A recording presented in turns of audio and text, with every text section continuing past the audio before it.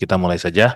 Eh, Pada paparan kali ini, kita akan ada 3 aktivitas seperti tercantum di layar, penjelasan, update data, text profile, e-text invoice, ledger, deposit, bupot, dan sebagainya. Kita langsung mulai saja. Yang pertama itu halaman login. Seperti sudah dijelaskan oleh rekan saya Pak Burhan tadi, eh, yang dijelaskan Pak Burhan tadi adalah simulator yang Bapak Ibu bisa coba. Nah, yang ini adalah penjelasan yang lebih detail. Yang pertama, yang harus kita lakukan pertama adalah eh, reset password. Itu bagi Bapak Ibu yang sudah memiliki akses di DJP Online.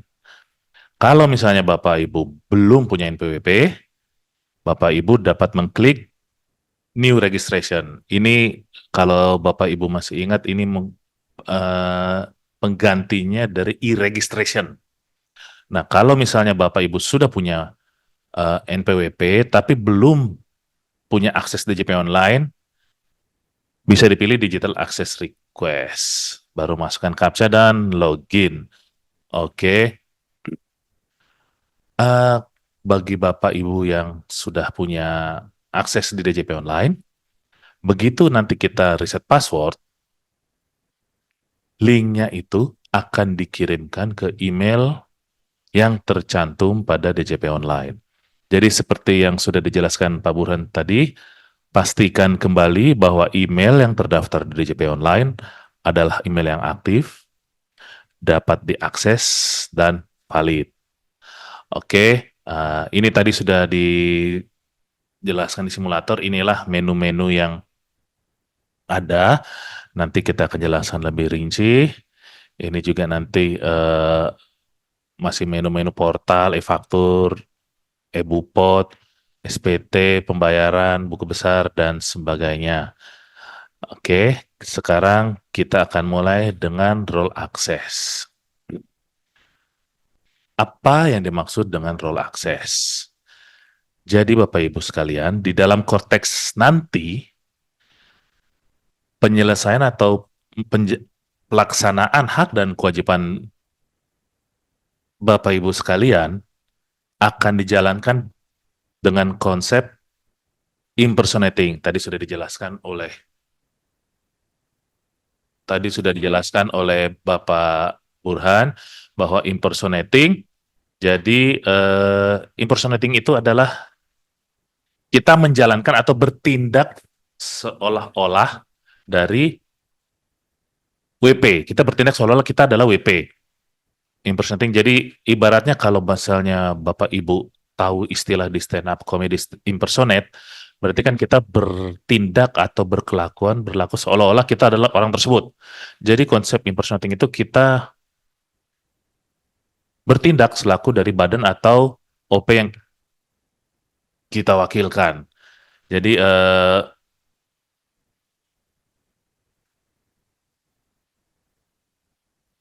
sorry, ada gangguan teknis. Jadi kita nanti menjalankan segala kewajiban perpajakan oleh badan yang kita wakilkan. Bagaimana caranya? Pertama kita login dengan login 16 digit, baru kita memilih impersonate, baru wakil kita sebagai wakil dari perusahaan tersebut bisa melakukan kegiatan badan. Yang beda dari yang aplikasi yang berjalan sekarang, tidak ada lagi sertifikat elektronik badan. Jadi misalnya tidak ada lagi istilah saya mau bikin faktur nggak bisa karena sertelnya sudah expire.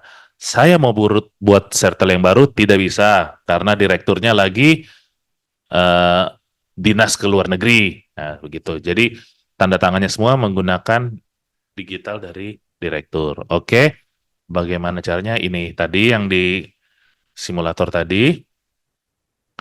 Ini pada saat kita login pertama sebagai orang pribadi, seperti yang Bapak Ibu lihat di layar, di situ identitasnya adalah Raka. Berarti dia sebagai orang pribadi. Dan di bawahnya itu, di main account Raka, di bawahnya ada taxpayer. Taxpayer adalah badan atau orang pribadi yang dimana kita menjadi wakilnya. misalnya kita sebagai konsultannya kah, atau pengurusnya kah, itu nanti akan muncul. Misalnya si Raka ini dia memiliki 10 perusahaan yang diwakili, akan muncul 10 nanti di daftar taxpayer itu. Di drop down listnya itu akan ada muncul 10. Seterusnya, kalau kita memilih badan usaha, kalau yang halaman ini Bapak Ibu lihat, di sini namanya Raka. Kalau kita impersonate, kita pilih PT-nya Raka. Ini. Jadi nanti akan muncul di data di layar adalah Nyaraka. Dan nanti akan ada notifikasi, you are currently impersonating user PT Nyaraka. Jadi Anda bertindak mewakili selaku PT Nyaraka. Ya, seperti itu. Nanti akan ada notifikasinya. Oke, ini role access yang model impersonating ini tujuannya apa? Jadi untuk meningkatkan keamanan akses ke akun WP. Jadi hanya benar-benar WP pengurus atau wakil saja yang ditunjuk yang dapat melaksanakan ini. Jadi tidak ada lagi sharing password. Jadi seandainya direktur menunjuk satu orang, misalnya saya yang ditunjuk sebagai pengurus, hanya saya yang bisa menjalankan seluruh kewajiban perpajakan dari PT-nya Raka ini. Bagaimana kalau misalnya nanti ada orang lain yang ditunjuk oleh PIC untuk bantu saya? Nanti akan kita jelaskan di halaman berikutnya.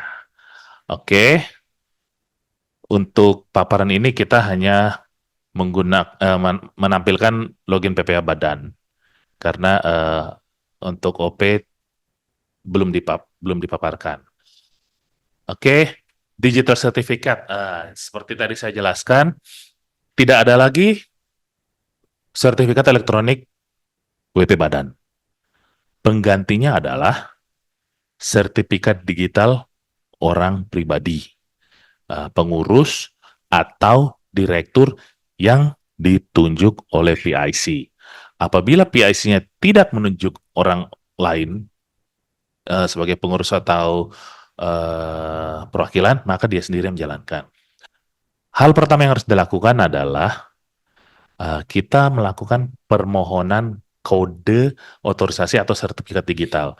Jadi, kita masuk ke menu permohonan kode otorisasi sertifikat digital. Jadi nanti kita akan mendapatkan sertel. Tujuannya apa? Untuk memvalidasi atau pengesahan dokumen atau SPT pada aplikasi Cortex ini. Dan ini adalah saluran channel, ya saluran kanal yang menyediakan provider sertel. Untuk saat ini baru ada 5 provider.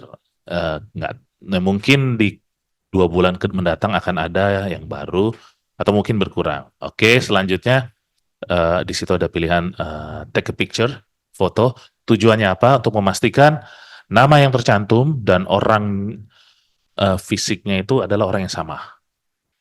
Oke, ini pengganti kalau misalnya dulu direktur harus datang ke KPP untuk foto.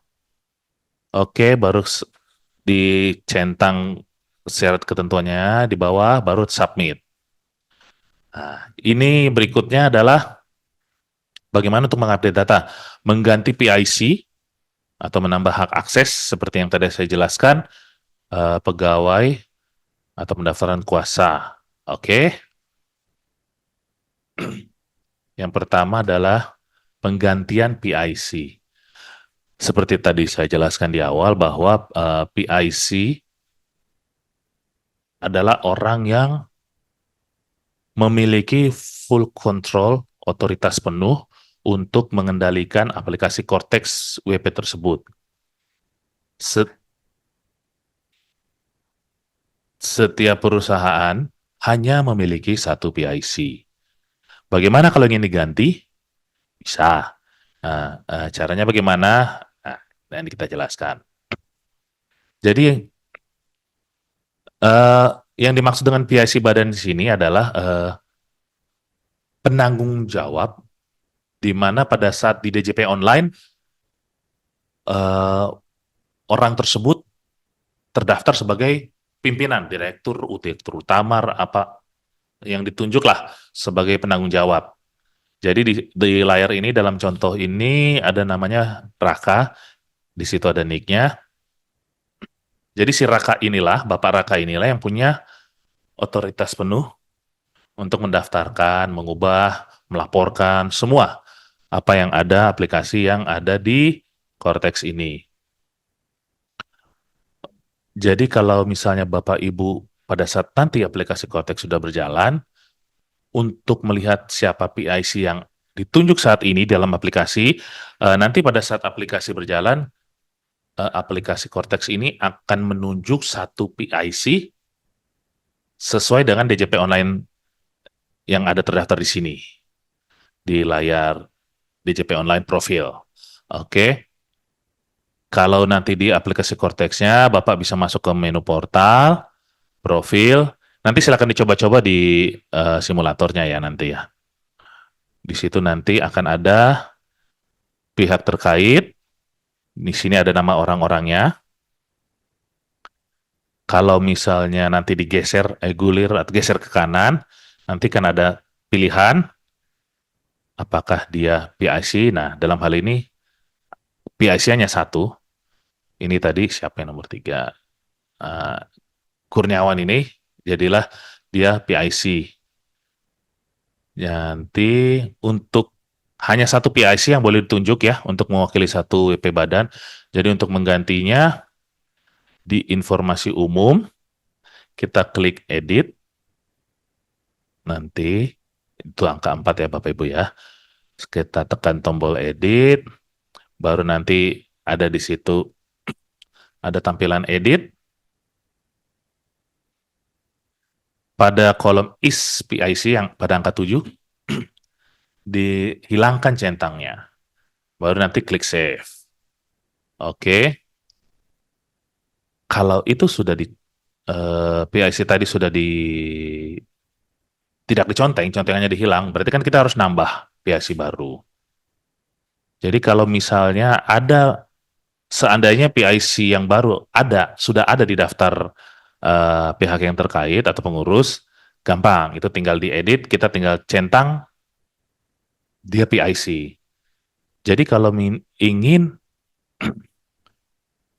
mendaftarkan orang baru, nanti tekan add pada angka 9. Seperti yang di layar pada angka 9, tambah. Oke, nanti dia statusnya apa. Jadi di angka 13 itu nanti, ini nanti masukkan WNI atau WNA, terus ada masukkan NIK atau NPWP.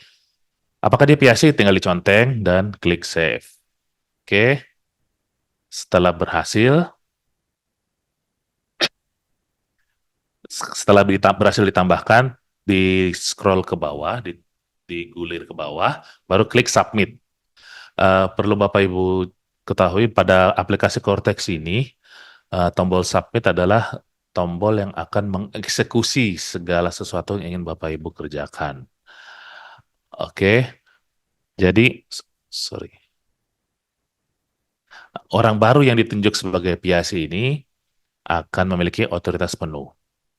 Oke, jadi seperti dijelaskan, si PIC ini memiliki otoritas penuh ke aplikasi Cortex, ke badan yang diwakili. Oke, sementara pengurus lain yang bukan PIC harus ditentukan dulu role-nya dia, tugasnya ngapain aja. Nah, sekarang penambahan akses.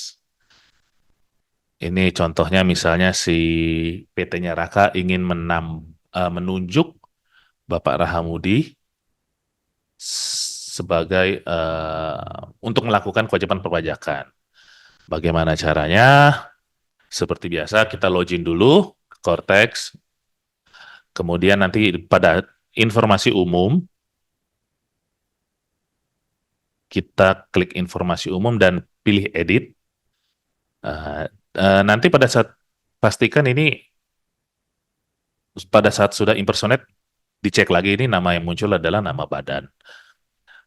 Lanjut lagi pada saat kita mau menambah akses buat beberapa karyawan yang kita tunjuk, nanti kita klik edit, nanti kita berikutnya kita klik add, oke, nanti dipilih lagi ini dia pengurus kah atau hanya pihak lain kah, kita pilih, baru pilih nationality-nya. Pada aplikasi Cortex ini dimungkinkan dia adalah foreigner, bukan penduduk Indonesia. Masukkan NIK atau TIN, posisinya apa? Manajer kah? Atau yang lain? Nah, misalnya dalam contoh ini, dia sebagai staff. Kemudian nanti klik save. Oke, eh, untuk menyimpan, setelah dicentang pernyataannya, seperti tadi dijelaskan bahwa submit ini adalah tombol untuk mengeksekusi semuanya, menjalankan apapun yang diperintahkan pada aplikasi Cortex ini. Oke, setelah si Bapak Rahamudi tadi kita tambahkan, sekarang kita akan menentukan role. Role itu kewenangan. Kewenangan apa yang akan kita berikan kepada Bapak Rahamudi tadi. Bagaimana caranya? Pertama, kita masuk ke menu wakil atau kuasa. Di angka 19 itu ada. Nanti setelah itu si Rahamudi tadi sudah muncul di daftar eh, wakil apa tadi wakil atau kuasa. Nanti kalau ada misalnya ada beberapa tidak memungkin tidak menutup kemungkinan bahwa misalnya di dalam daftar itu ada terdiri dari mungkin li- lebih dari satu pegawai yang memiliki kewajiban. Oke, jadi nanti tinggal dipilih assign role. Oke. Buat informasi nanti seandainya untuk menambahkan lagi, misalnya selain Rahamudi, nanti Bapak bisa tambah new representative. Itu tombol revoke yang di sebelah layar itu. Kalau assign role adalah memberikan kewenangan kepada pegawai yang ditunjuk, dan revoke itu adalah kebalikannya, mencabut kewenangan. Jadi misalnya pada awal si Rahamudi ini ditunjuk untuk melaksanakan semua kewajiban perpajakan, tapi seiring berjalannya waktu, ada karyawan tambahan yang lain, kita akan merevoke si Rahamudi ini. Jadi misalnya untuk pelaporan PPN, kita tunjuk pegawai yang lain. Jadi di Rahamudi, kita revoke kewajiban PPN-nya, dan kita pegawai yang lain, kita hanya tambah kewajiban PPN. Oke, di sini, seperti pada layar, di sini ada drop down list, Bapak Ibu bisa pilih. Sorry, untuk saat ini masih dalam bahasa Inggris. Mungkin kedepannya akan ada bahasa Indonesia. Kalau contoh di layar adalah Annual Tax Return Drafter. Berarti kalau ini Bapak Ibu centang, si Rahamudi tadi tugasnya sebagai pembuat draft SPT tahunan. Kalau yang di bawah diconteng, dia penanda tangan SPT tahunan dan seterusnya. Ada banyak kegiatan kewenangan yang diberikan. Itu nanti tinggal si PIS tersebut akan menconteng mana yang menurut dia akan ditugaskan ke Bapak ini. Penambahan kuasa. Ini contohnya misalnya konsultan ya, ada contohnya. Ini buat Bapak Ibu yang konsultan, bisa bisa dilihat pada layar. Misalnya contohnya PT-nya Raka ini ingin menunjuk seorang konsultan. Si siapa namanya ini? Daniswara. Dia akan menunjuk si Daniswara menjadi konsultan dari PT-nya Raka. Gimana caranya? Jadi kita login lagi seperti biasa. Baru pada pilihan wakil atau kuasa, kita pilih lagi wakil atau kuasa. Nah, ini pada contoh layar gini belum ada wakil atau kuasa yang ditunjuk. Jadi kalau tadi kan ada contoh Rahamudi, nah ini di contoh di layar bagaimana kalau benar-benar nol. Kita klik new representative. Nah, kita pilih tax consultant. Ini dalam bahasa Inggris ya, kalau bahasa Indonesia ntar ada konsultan pajak. Kita pilih, kemudian masukkan NPWP, baru klik cari, search. Kalau misalnya si Bapak Daniswara tadi sudah terdaftar di DJP, oke, di aplikasi Cortex, jadi kan DJP memiliki list apa konsultan pajak. Jadi setiap konsultan wajib mendaftarkan dirinya ke kantor pajak. Jadi kalau misalnya sudah ada namanya dia terdaftar di aplikasi Cortex, maka si Daniswara ini akan muncul. Kemudian Bapak Ibu tinggal klik select. Inilah pilih role yang akan diberikan kepada si eh, konsultan. Ini banyak pilihannya, drop down list, pengembalian SPT kah, atau pembayaran kah, nanti Bapak Ibu tinggal pilih. Nah, ini kan yang otorisasinya, role apa yang diberikan. Nah, ini detailnya. Pasal 25, PPN, corporate income tax rupiah, dan seterusnya. Ini tanggal berlakunya. Jadi diharapkan kalau misalnya nanti ada dengan konsultan, ada biasanya semacam agreement lah atau perjanjian dengan konsultan. Kita coba dulu ya 2 tahun, atau terserah lah nanti Bapak Ibu yang menentukan ini from date to date-nya itu terserah Bapak Ibu sekalian. Oke, kemudian di sini ada keterangan tinggal ditulis saja, baru klik save. Nanti di sini ditandatangani secara digital. Oleh siapa? Oleh PIC, yang pada slide awal tadi sudah meminta sertifikat digital. Dan apabila dia sudah memperoleh sertifikat digital, disinilah dia menandatangan. Jadi itu dibutuhkan sertifikat digital PIC tadi buat mengotorisasi atau mengapprove lah, istilahnya kayak gitu, semua permohonan. Baru diisi, baru klik save. Nah, ini yang perlu jadi catatan bagi Bapak Ibu sekalian. Setelah si PT Nyaraka tadi, perusahaan menunjuk Daniswara menjadi konsultan, maka konsultan tersebut diperlukan persetujuan dari konsultan tersebut. Jadi misalnya Nyaraka tadi minta Daniswara jadi konsultan, si Daniswara tadi bisa menyetujui atau menolak. Bisa jadi dia konsultan yang sangat ternama, seluruh Indonesia, contoh ekstrem seluruh Indonesia minta dia jadi konsultannya, dia berhak menolak. Jadi nanti di aplikasi Cortex si konsultan, di menu My Portal, profil, ada istilahnya pending request, permohonan yang tertunda. Disitulah nanti dia akan menerima atau menolak. Nih, bagaimana apabila kuasanya tidak muncul pada saat penambahan? Oke, kita masuk ke portal perubahan status WP, penunjukan wakil atau kuasa. Kemudian masukkan, masukkan NIK atau NPWP, baru search. Oke, berikutnya akan muncul pop-up seperti yang di layar. Oke ya Bapak Ibu ya, jadi nanti begitu masukkan NPWP, dia akan muncul di layar.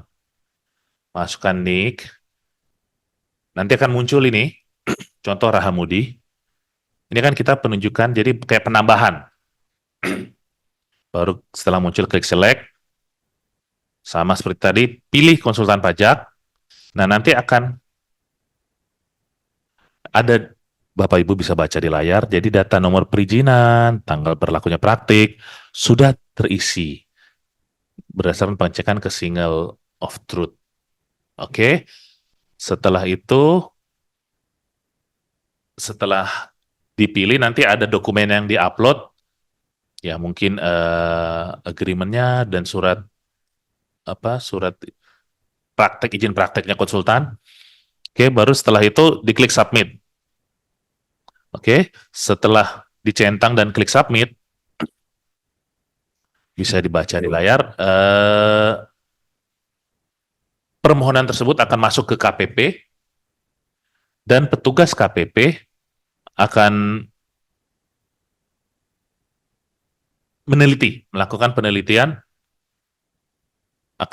penelitian tentang eh, kelengkapan, kebenaran, validasi semua, apakah mau di-approve atau enggak. Oke, jadi apabila sudah disetujui oleh KPP, maka Bapak Ibu bisa melakukan penunjukan kuasa seperti tahap yang tadi sebelumnya. Oke, selanjutnya pencabutan kuasa atau revoke. Misalnya tadi PT-nya Raka ingin mencabut hak akses konsultan tersebut. Caranya gimana? Tetap di login, kita pilih wakil kuasa lagi, edit. Nah, kalau tadi contoh Rahamudi, di sini ada namanya Rahamudi, ini kita contoh kasih nama yang lain. Untuk menunjuk kewajiban memberikan kewenangan, kita klik assign role. Nah, untuk mencabut, kita klik revoke. Akan tampil kayak gini di nanti pada saat di Cortex-nya, you are about to revoke representation to PT-nya Raka. Jadi, apa yang akan dicabut? Di sini akan tampil di layar. Wewenang apa aja? Di sini seperti Bapak Ibu lihat, ini masih bisa di-scroll ke bawah. Jadi nanti akan banyak, seandainya dia banyak kewenangan, di sini nanti akan kita pilih. Oke, dimasukkan alasannya, catatan kalau perlu ya. Jadi misalnya dicatat diperlukan tambahan pegawai, jadi karena beban kerja yang berlebih, atau tulis saja sudah ada pegawai baru. Nah, baru dicentang syarat dan ketentuannya, baru diklik revoke. Dengan mengklik revoke, kewenangannya akan dicabut. Sama semua untuk dokumen pencabutannya itu harus ada tanda tangan oleh PIC-nya atau pegawai yang ditunjuk. Oke, setelah itu klik save dan confirm sign. Ya, ini akses taxpayer profile ini sama dengan yang tadi sudah dijelaskan pada simulator tadi. Ini isinya ikhtisar pada menu ikhtisar profil wajib pajak, isinya ya standar, nama, nik, semua segala macam, informasi umum, bisa dilihat alamat. Alamat ini adalah alamat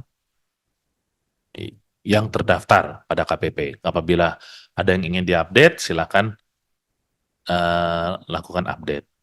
Pihak terkait apabila ada pihak pegang dengan perusahaan, objek PBB apabila ada, clue adalah usaha yang dijalankan, detail bank adalah informasi rekening bank. Jadi misalnya itu kita tahu misalnya Bapak Ibu pernah mengajukan SPMKP, jadi di situ nanti akan ada list bank, daftar bank yang terdaftar atas nama WP tersebut. Ini unit keluarga atau FTU bisa untuk orang-orang pribadi, tempat kegiatan usaha, dan seterusnya bisa dibaca, kewajiban wakil yang dikuasakan. Ini verifikasi menggunakan autentikator permohonan. Nah, ini permohonan tertunda bagi Bapak Ibu konsultan, nanti masuknya di sini. Pending request atau permohonan tertunda, nanti akan ada di permohonan tertunda, nanti tinggal diklik, nanti akan ada muncul daftar permohonan tertunda. Oke, ini detailnya kalau kita klik ikhtisar profil, kalau ada diconteng seperti yang di layar itu berarti dia adalah PKP. Kalau misalnya ini detail bank, kalau diklik ini adalah detail banknya. Dalam contoh, dia contohnya adalah BPD Jawa Tengah. Oke, ini adalah detail clue-nya. Berikutnya, kalau diklik lebih detail lagi, selanjutnya adalah tempat kegiatan usaha. Ini detailnya. Nah, sekarang kita masuk ke eh e-faktur, e-tax invoice. Pada saat kita nanti Bapak Ibu klik e-tax invoice, inilah adalah tampilan awal. Jadi ini dashboard adalah apa ringkasan atau rekap apa saja yang sudah dijalankan. Di sebelah kiri layar itu bisa dilihat dashboard, karena ini kita lagi klik dashboard. Berikutnya eh, pajak keluaran, output tax, pajak masukan, retur pajak masukan, dokumen lain pajak keluaran, pajak masukan, dan retur dokumen lain pajak masukan. Oke, ini listnya. Kalau Bapak Ibu klik pajak keluaran, ini adalah di layar adalah yang sudah diterbitkan. Pajak keluaran yang sudah diterbitkan oleh perusahaan. Pada tab yang di kuning-kuning yang di layar ada tulisan create output, submit invoice, itu nanti akan dijelasin berikutnya. Berikutnya pajak masukan, input tax, ini adalah daftar pajak masukan di mana kita sebagai pembelinya atau pengguna jasa. Oke, ini retur kalau ada ya, ini pajak masukan retur, ini eh, dokumen lain pajak keluaran. Di atas ini kita ada sama kalau mau bagaimana kalau mau create dokumen lain. Ini pajak masukan, ini retur pajak keluaran dokumen lain, dan ini masukannya. Sekarang kita buat pajak keluaran. Ini contoh, misalnya kita mau buat pajak keluaran ya. Kita cek, kita klik dulu e-tax invoice. Oke, nah seperti yang di layar ya, di sini ada 4. Create itu untuk membuat faktur pajak, submit itu upload mungkin ya yang Bapak Ibu tahu. Delete ini apabila tidak jadi diupload, jadi dihapus. Upload invoice ini apabila Bapak Ibu ada banyak kegiatan, ada transaksi, dan ingin mengupload sekaligus. Nanti dia pakai formatnya XML. Jadi perlu Bapak Ibu ketahui tidak ada lagi template CSV. Semua pakainya XML. Oke, pertama kita klik create output invoice. Inilah tampilannya. Begitu kita klik, ini ada DP itu uang muka, rest of payment pelunasan. Nah, yang beda di sini di Cortex dengan yang sekarang, Bapak Ibu tidak perlu lagi minta nomor seri faktur pajak. Saya jelaskan lagi, tidak perlu ada lagi permintaan nomor seri faktur pajak. Kenapa? Karena di Cortex ini sudah di-generate oleh sistem. Jadi di tax invoice sudah dijelaskan, sudah di-generate oleh sistem. Oke, yang sebelahnya transaction code itu kode fakturnya. Jadi misalnya 010 kepada pemungut, 020, 030, kalau ke tentu 070, ya begitu. Oke, berikutnya tanggal. Oke, oh sebentar. Oke, nah ini nanti ada tanggal e-tax invoice. Ini tanggal, kita pilih. Oh iya, saya perlu saya tambahkan, kalau misalnya cabang, oke, kan sekarang ada namanya NITKU. Jadi untuk memilih misalnya Bapak Ibu PPN yang transaksi bukan pusat. Bagaimana kalau misalnya cabang, NPP cabang. Nah, nanti itu ada business code, yang di kanan bawah itu ada pilihan business code. Bapak Ibu tinggal pilih cabang mana. Jadi maksudnya nanti yang mau transaksi itu, yang buat faktur itu namanya cabang mana. Nah ini detail pembelinya sama. Nanti bisa juga pilih bisnis code itu cabangnya mana. Nah, eh, di sini pada saat kita memasukkan NPWP atau misalnya NIK orang pribadi, apabila subjek tersebut atau orang pribadi tersebut sudah terdaftar dan sudah apa pemadanan, maka namanya akan terisi secara otomatis. Seperti Bapak Ibu lihat di layar, eh, nama itu abu-abu, jadi dia akan otomatis. Oke, setelah ngisi nama, berarti faktur pajaknya sudah terbentuk. Nah, sekarang kita mau mengisi faktur pajak itu isinya apa? Add transaction.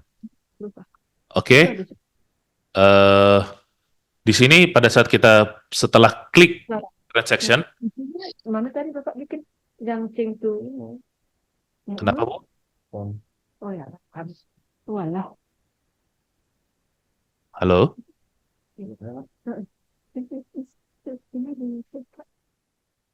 Oke, sepertinya bocornya ada yang nyala mikrofonnya. Oke, jadi kita pilih transaksinya barang atau jasa. Oke, di sini kalau Bapak Ibu lihat di sini tinggal ada pilihan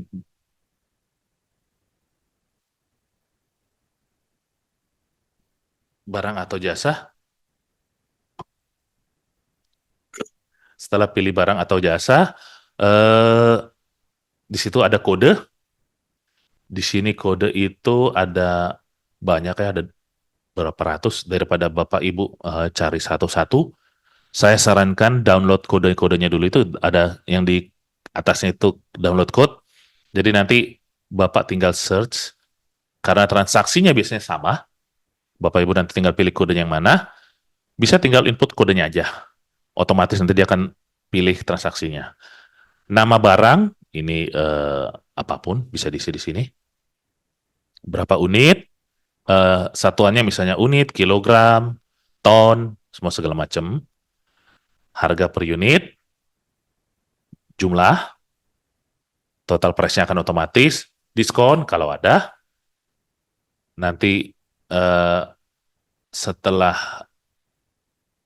dipilih diskon misalnya kosong, nanti ada total tax base-nya berapa, VAT rate-nya berapa, di situ ada. Seandainya menggunakan dengan tarif lain, nanti dia akan menyesuaikan. STLG itu PPNBM ya Bapak Ibu ya. Oke, setelahnya kita klik save. Dia akan muncul di seperti di layar, dia akan muncul nih barang apa yang sudah. Jadi atas faktur nomor itu, atas faktur tersebut, transaksinya satu. Kalau misalnya mau tambah lagi, add lagi transaction. Ada berapa lagi? Tambah lagi, tambah lagi. Oke, setelah itu, kalau Bapak Ibu sudah yakin dengan faktur tersebut, bisa dicentang. Ini kebetulan hanya satu. Kalau misalnya ada 5 transaksi, tinggal yang di atasnya dicentang, akan 5-5-nya otomatis tercentang. Kalau masih ragu, klik save draft dulu. Jadi untuk dicek kemudian. Dan tapi kalau sudah yakin, klik submit. Dan sama seperti yang sebelumnya, ini ada tanda tangan oleh PIC atau orang yang ditunjuk. Oke, isi. Setelah itu, klik save, baru confirm sign. Oke, inilah ini adalah status faktur-faktur pajak. Created itu udah dibuat, tapi belum divalidasi. Delete kalau di-delete. Signing in progress ini apabila sudah di-save, tapi belum confirm sign. Approve kalau sudah jelas, sudah di-approve. Kalau cancel adalah faktur pajak sudah di-approve, kemudian dibatalkan. Amended itu yang Bapak Ibu tahu itu faktur pajak pengganti. Jadi kalau ada diubah, statusnya nanti amended. Kalau save invalid, nah ini khusus untuk yang pakai format XML. Jadi apabila Bapak Ibu nanti upload, dia save invalid, berarti ada kesalahan di dalam format apa XML-nya. Misal nick tidak valid. Oke. Yang selanjutnya misalnya kita mau bikin dokumen lain. Ini contohnya dokumen lain pajak keluaran. Ini contohnya kita ada provider internet, sekian. Kita pilih pajak keluaran. Dokumen lain pajak keluaran. Oke. Ini yang di atas ini di menunya ada create output invoice. Itu kalau kita mau buat secara manual. Kalau misalnya di sebelahnya itu create form interface. Ini misalnya ada PEB atau PIB ini dari pihak lain. Nah, pihak lain. Jadi misal kalau mau ada PEB atau misalnya kalau pajak masukan PIB bisa pilih di sini. Ini submit untuk mengsubmit, mengirimkan, mengokekan dokumen lain pajak keluarannya. Yang kanannya itu cancel, kalau sudah di approve dan dibatalkan, cancel, delete ini apabila kita belum submit dan masih bisa kita delete. Upload, seperti tadi saya jelaskan, kalau banyak dan menggunakan template XML. Oke, ini sesuai aja, disesuaikan. Ini nomor dokumen, semua tanggal, NPWP, text base, sama seperti yang tadi. Kalau sudah yakin submit, kalau belum save draft. Nah, sekarang kita ke pajak masukan. Yang berbeda dengan yang berjalan saat ini, misalnya kalau Bapak Ibu pada aplikasi e-faktur, untuk pajak masukan bisa input manual, eh, pre-populated, atau eh, apa impor CSV. Nah, untuk pajak masukan di aplikasi Cortex ini, khusus pajak masukan, eh, Bapak Ibu tidak perlu melakukan apa-apa. Kenapa saya bilang begitu? Karena misalnya saya sebagai penerbit pajak keluaran, Bapak Ibu bertransaksi dengan saya, begitu saya klik submit dan sukses, approval sukses, eh, atau sudah di-approve, tadi istilahnya apa? Sudah di-approve, statusnya approve, maka pajak masukan otomatis masuk ke aplikasi Cortex Bapak Ibu. Jadi begitu saya klik submit, begitu Bapak klik di list pajak masukan, nanti akan otomatis ada masuk dia di daftar pajak masukan Bapak Ibu sekalian. Jadi pilihannya makanya di pajak masukan hanya mengkreditkan, tidak dikreditkan, dan back to approve. Oke, jadi bedanya di aplikasi Cortex ini, pajak masukannya terprepopulasi secara otomatis oleh sistem. Karena setelah penerbit PK klik submit dan oke, otomatis terprepopulasi, otomatis masuk ke daftar pajak masukan Bapak Ibu sekalian. Oke, nah ini statusnya eh, pengkreditan, kredit invoice itu mengkreditkan pajak masukan B2 di tombol B2. Uncredit tidak dikreditkan masuk ke B3. Dan ini back to approve itu pajak masukan yang sudah dikreditkan dibatalkan dan kembali menjadi approve. Oke, di situ ada catatannya. Kalau ingin mengkreditkan, pilih faktur yang akan dikreditkan, tidak dikreditkan atau mengembalikan faktur pajak tersebutkan dengan cara dicentang dulu. Oke, jadi mana yang mau dikreditkan, centang, baru klik kredit, atau centang, klik uncredit, dan semua, dan seterusnya. Oke, untuk faktur pajak yang sudah dikreditkan, Nah, kalau Bapak Ibu lihat di layar, nanti ada tanda di situ, ada centang dua panah biru, itu artinya sudah dikreditkan. Ya, oke. Kalau misalnya nanti di e-fakturnya nanti digeser ke kanan, nanti ada statusnya di sini nih, credited. Oke ya, Bapak Ibu ya. Ini tadi statusnya. Kalau approve berarti eh, pajak keluaran sudah disubmit oleh penerbit pajak keluaran dan sudah oke dan kita siap untuk kita kreditkan. Ini kita bicara sebagai pembeli. Kalau credited berarti yang kita sudah memilih faktur tersebut dan sudah dikreditkan.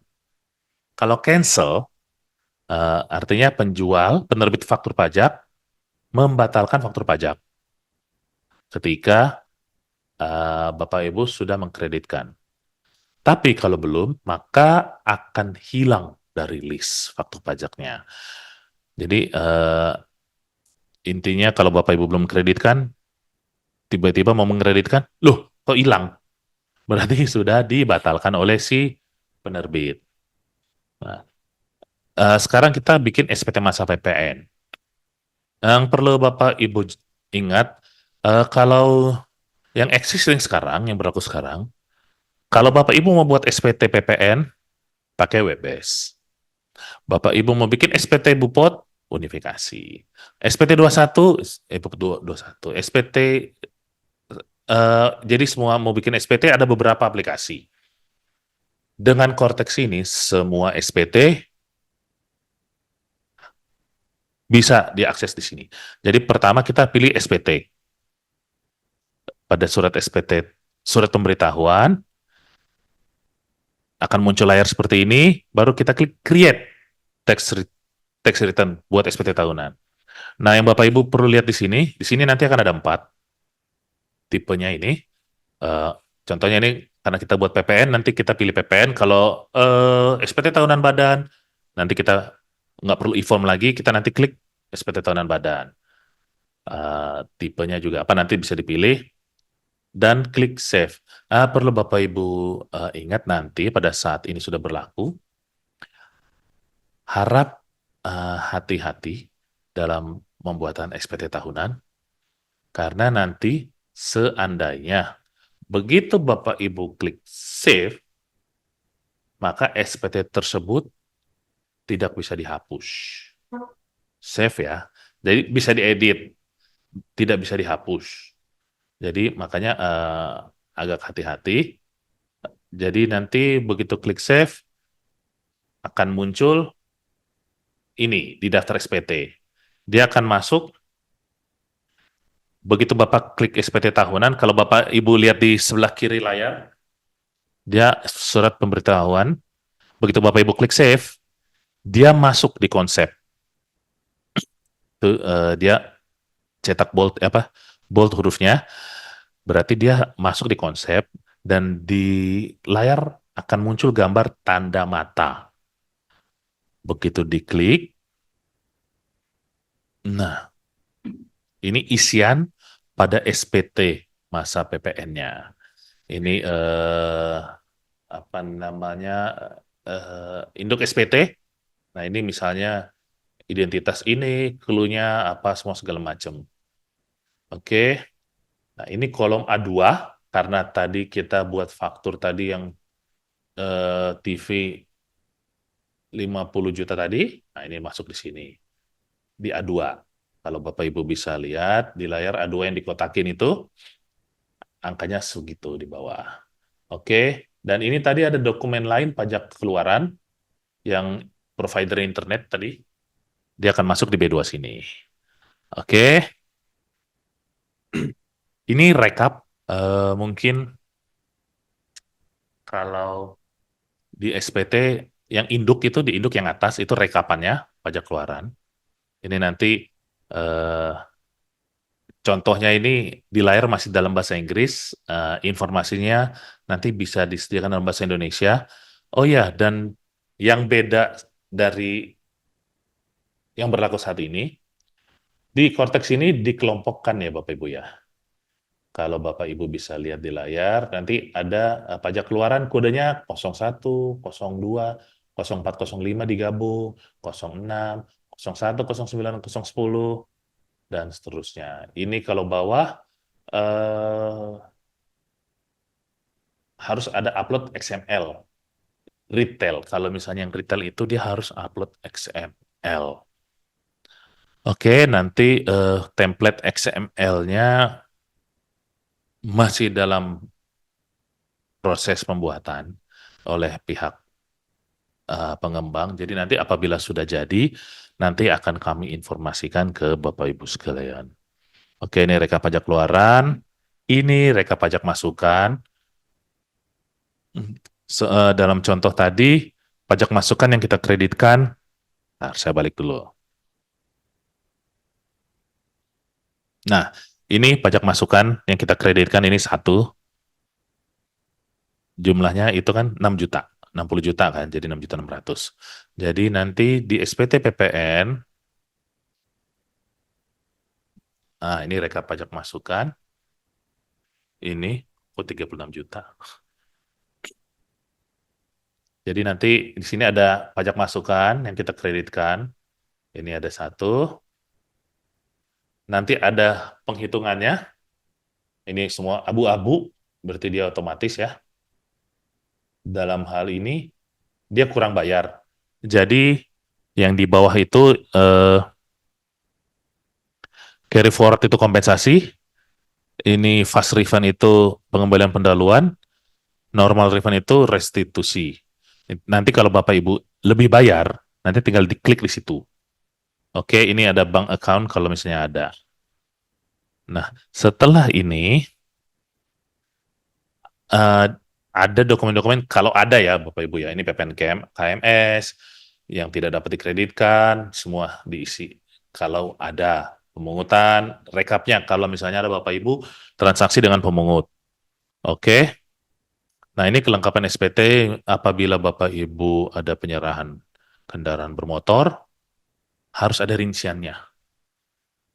Jadi, atau misalnya ada penghitungan kembali pajak masukan yang telah dikreditkan. Itu biasanya saya udah kreditin segini, terus tiba-tiba kan kalau di faktur sekarang, pembetulan kompensasi dari masa berikutnya, pembetulan pertama, pembetulan kedua, pembetulan ketiga, pembetulan keempat, dia akan mengakumulasi. Jadi nanti harus ada perhitungan kembali kayak gitu, harus dilampirkan. Kalau sudah benar, klik save draft kalau ingin menyimpan. Dan kalau sudah, nanti klik pay and submit untuk menyelesaikan pelaporan. Nah, yang baru di aplikasi Cortex ini ada namanya deposit. Jadi kalau yang Bapak Ibu pahami, selama ini tinggal buat kode billing kalau kurang bayar.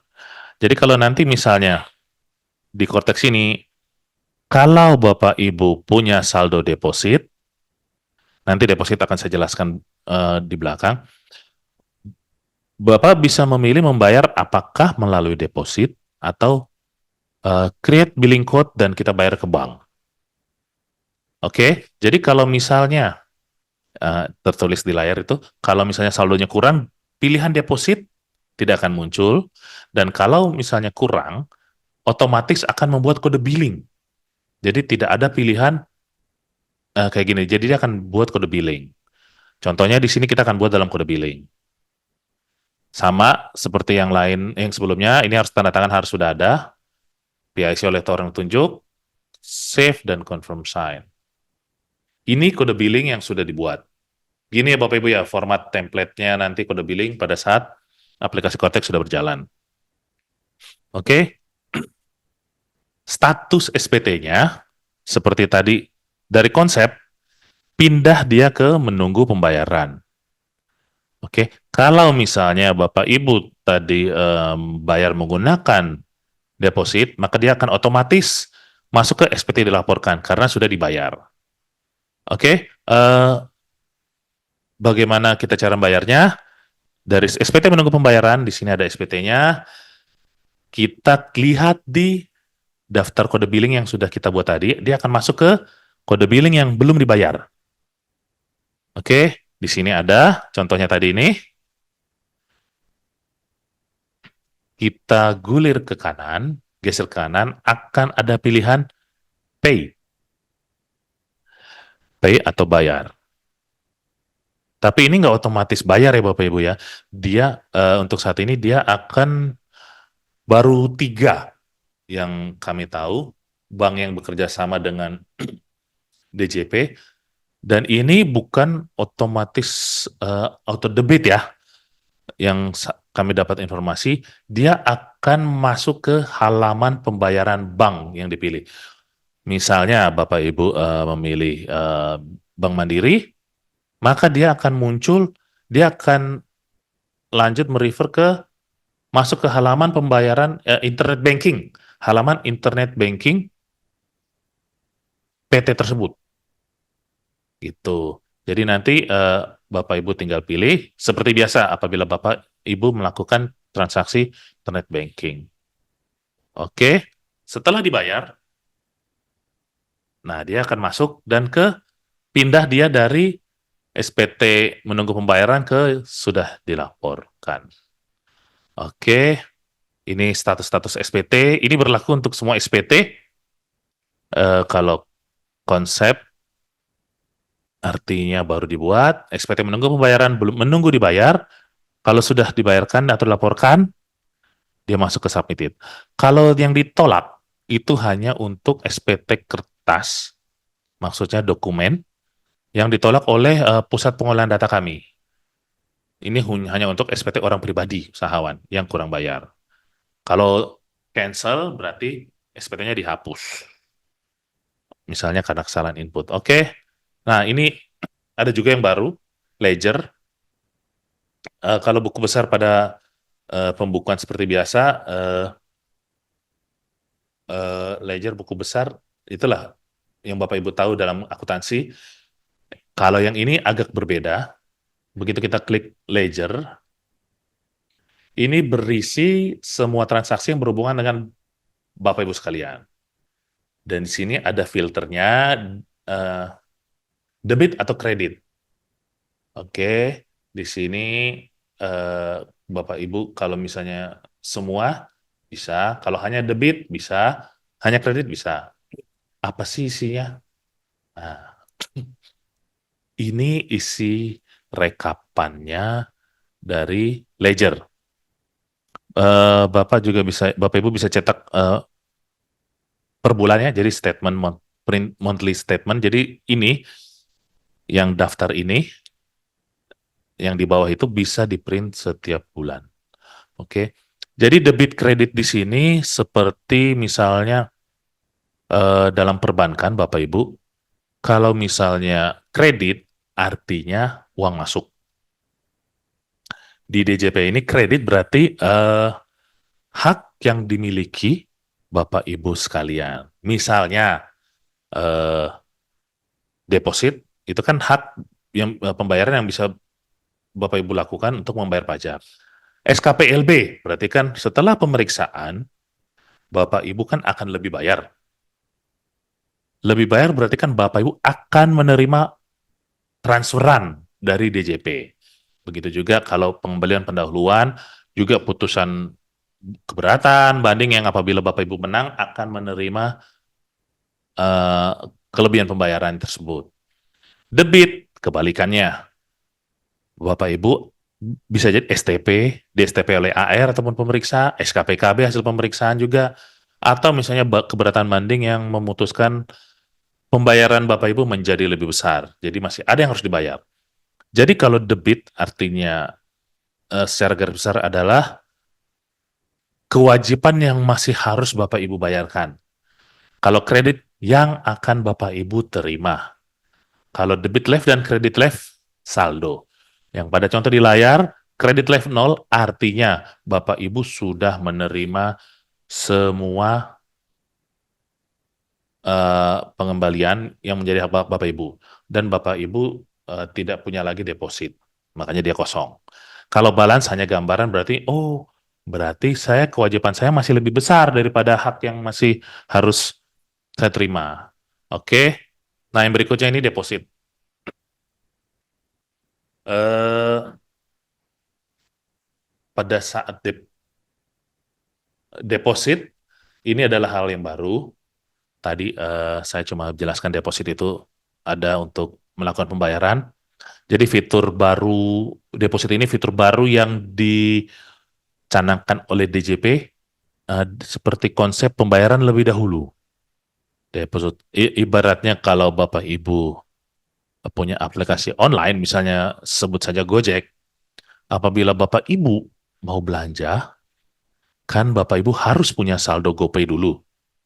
Kalau mau belanja kan pakai GoPay atau cash, COD lah atau kayak gitu. Nah, kalau misalnya saldo GoPay Bapak Ibu kurang, Bapak Ibu nggak bisa belanja. Begitu juga dengan deposit. Oke, eh, karakteristiknya seperti ini. Penggunaan deposit dalam pelunasan pajak dapat mencegah WP dari sanksi keterlambatan bayar. Akan muncul pertanyaan, kok bisa? Jadi saya kasih contoh begini Bapak Ibu. Eh, misalnya Bapak Ibu melakukan deposit pada tanggal 1 Oktober sebesar 10 juta. Oke? Eh, seka ada SPT pasal 21. Memang sudah terlambat lapor, kan terakhir tanggal 20. Sekarang sudah tanggal 29. Bapak Ibu terlambat melakukan pembayaran. Saya lupa, saya belum bayar. Kalau Bapak Ibu bikin billing sekarang dan lapor sekarang, berarti Bapak Ibu telat lapor dan telat bayar. Atas telat bayarnya itu dikenakan sanksi. Oke? Tapi kalau ada deposit, Bapak Ibu seperti contoh di SPT tadi, Bapak melakukan pembayaran dengan memilih deposit. Berarti tanggal pembayaran adalah tanggal deposit dilakukan. Jadi, apabila Bapak Ibu melaporkan SPT pasal 21-nya sekarang, Bapak hanya kena telat bayar, telat lapor. Karena bayarnya tanggal 1. Jadi itulah kenapa dibilang deposit ini dapat mencegah sanksi keterlambatan bayar. Berarti tidak terlambat bayar. Ada pertanyaan berikutnya. Misalnya saldonya 10 juta, kurang bayarnya 12 juta. Kan kalau saya lakukan pembayaran pakai deposit, nggak bisa. Harus pakai kode billing. Bagaimana kalau saya deposit lagi hari ini 5 juta, jadi 10 juta ditambah 5 juta, deposit saya saldonya 15 juta. Kurang bayar saya 12 juta. Apakah saya kena sanksi? Sebagian. Kenapa? Karena terhadap 12 juta tersebut dilakukan 2 kali pembayaran. Yang pertama tanggal 1 Oktober, dan yang kedua hari ini, tanggal 29 Oktober. Sanksinya berapa? 12 juta dikurangi 10 juta yang bayar tanggal 1, jadi yang dibayarkan tanggal 29. Jadi sanksinya hanya atas 2 jutanya saja. Jadi pernah ada pertanyaan, kalau gitu kita deposit aja sebanyak-banyaknya. Jadi kalau mau bayar kan aman. Nah, saya kembalikan lagi kepada Bapak Ibu sekalian karena deposit ini tidak diwajibkan, tapi eh, dibuat hanya untuk mencegah sanksi keterlambatan bayar. Kalau misalnya cash flow aman, mau deposit sebanyak-banyak mah, why not? Tapi kalau misalnya cash flow terancam atau eh, nggak aman, secukupnya sajalah deposit. Ya, kan Bapak Ibu bisa melihat ya tren di perusahaan bagaimana kebanyakan kebanyakan telat bayar kah, kelupaan atau enggak. Tapi tidak perlu banyak-banyak lah deposit. buat jaga-jaga aja, siapa tahu terlambat bayar. Oke, eh, dilakukan melalui pemindah bukuan. Ini pemindah bukuan bukan seperti pemindah bukuan yang Bapak Ibu kenal. Ini pemindah bukuan seperti pemindah bukuan bank. Jadi pembayarannya itu eh, saldo deposit dipakai untuk bayar 21. Yang berikutnya tercatat pada ledger. Seperti tadi di buku besar tadi, ada akumulasi, ada deposit. Jadi nanti kalau Bapak Ibu melakukan deposit, ada masuk di ledger, di kredit. Oke, dan ini dapat di carry over. Misalnya di 2024 masih ada sisa, dia akan carry over ke 2025. Bagaimana cara melakukan depositnya? Di sini ada nanti ada kode 411618100. Jadi nanti dibayarkan ke bank atau pakai internet banking tadi. Dan atas deposit ini tidak ada imbalan bunga. Jadi makanya secukupnya saja. Begini cara bayar, lakukan deposit ya Bapak Ibu ya. Pertama kita milih ke menu pembayaran, lalu pembuatan kode billing secara mandiri. Di sini masukkan kode 618100, periodenya masukkan 2024, sini contohnya nggak diisi, ini bawah kalau PB. Nah nominalnya dimasukkan di bawah, contoh ini 100 juta, ini catatan misalnya deposit 2024 bulan Agustus misalnya gitu. Baru create billing code, kita harus bikin kode billing. Ini tadi kode billing, seperti tadi sudah dijelaskan di awal. Lakukan pembayaran. Dalam hal ini tetap harus ke bank. Oke, sekarang kita masuk ke EBUPOT. Untuk EBUPOT, saya cepat aja karena saya yakin Bapak Ibu sudah sangat amat familiar dengan ini karena pekerjaan sehari-hari. Pertama kita di klik EBUPOT. Di sini ini adalah menu-menu yang ada di EBUPOT. Jadi misalnya unifikasi, non-resident, penyetoran sendiri, digunggung, 21, 26, semua segala macam tinggal dipilih di sini. Oke, pembuatan bukti potong. Ini kita pilih di BPU, bukti potong unifikasi, create. Nah, kalau ini pilihannya ada 3, create, delete issue, dan keempat XML upload. Kalau misalnya dokumen yang akan dibuat akan banyak, baru kita menggunakan XML upload. Oke, create bupot, ini biasa, pilih masa, ini NPWP pemotong yang dipotong, ini jenisnya ada fasilitas atau tidak, transaksinya apa, kan kalau pembuatan bukti potong itu kita harus pilih transaksinya, ini DPP berapa, nah ini dokumen referensinya apa, bisa kontrak, invoice, dan sebagainya, dan ini dokumen numbernya, tanggal, ini tanda tangan, pendataan bukti potong, submit. Oke, kalau sudah benar submit. Ini 4 ayat 2 sama, masanya tinggal pilih, pemotong yang dilakukan pemotongan, eh, apakah ada fasilitas, misalnya ada SKB. Nah, ini jenis pajaknya, ini dalam hal ini objeknya kita pilih rental persewaan tanah dan atau bangunan. Dia akan otomatis terpilih 4 ayat 2, sama dokumen referensinya apa, tanggal, tanda tangan, submit. Oke. Nah, 2 bukti potong ini akan muncul di layar depan. Kalau kita akan upload, kita tinggal conteng, sama seperti e-faktur tadi. Delete kalau untuk menghapus. Apabila ingin menerbitkan, klik isu. Oke, setelah isu, tanda tangan, confirm sign lagi. Sama seperti yang awal-awal. Nah, pilihannya tuh akan tampil di layar EBUPOT issued, sudah diterbitkan. Dan kalau dilihat di sebelah kiri, dia masuk ke issued. Untuk melihat atau mengunduh bukti potong, itu di kotak merah itu ada pilihan gambar panah, gambar logo download. Oke, ini untuk penyetoran sendiri, misalnya Pokoknya yang buat sendiri sama di create e-bupot. Nah, di sini tinggal dipilih misalnya persewaan tanah dan bangunan. Ini kalau yang store sendiri, pilih di sini. Oke, setelah submit, issued, dia akan masuk ke yang issued.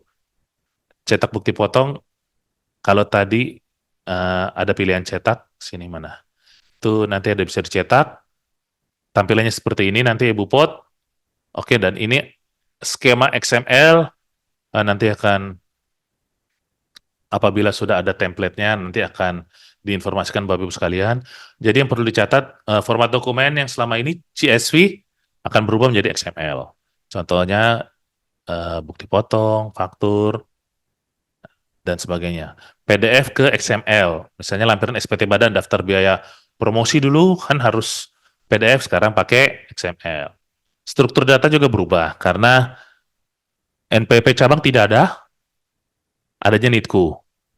Oke, terus elemen data eh, sesuai XML untuk masing-masing penambahan metode pembebanan, piutang tak tertagih, dan sebagainya.